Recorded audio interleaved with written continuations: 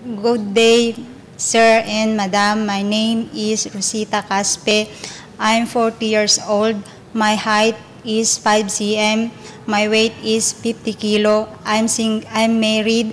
I have 3 children. My husband occupation is a farmer. My education level is high school graduate, and I'm third number in my family. I have 1 brother and 1 sister. I want to work in Hong Kong to earn more money to support my family. That's all.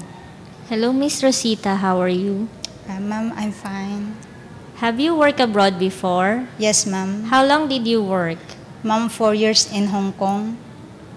How many members of the family you have served? Ma'am, 4. How many children and how old when you begin to work there?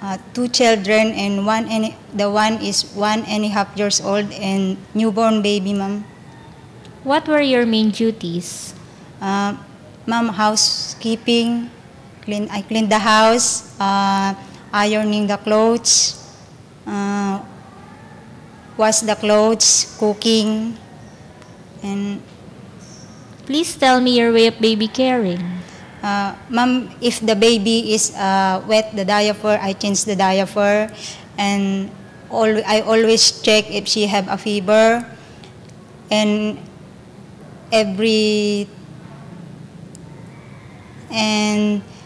I feed the baby, and then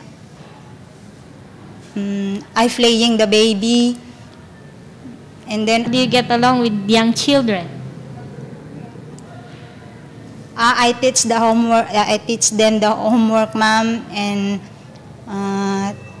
stories, and then right behavior, ma'am. Can you sing children's song? Yes, ma'am. Please try.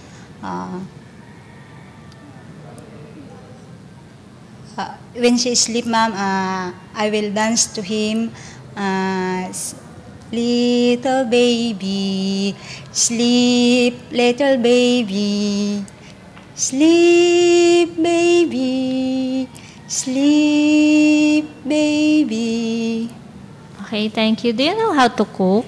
Yes, ma'am. What kind of recipe can you cook well? Ma'am, is steam the fish, vegetable, and then the long soup.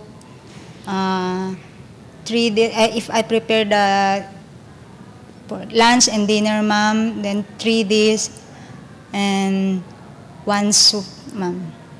Can you follow recipe book? Yes, ma'am. Describe your personal character. Ma'am, I'm promise. Describe your personal character. Ma'am, I'm honest, behavior, and good. That's How do you perform as good domestic helper? I will perform my duties well to satisfy my employer, ma'am. What can you promise to your future employer? I'll promise to follow my employer rules and regulation, ma'am. I hope see you soon, ma'am.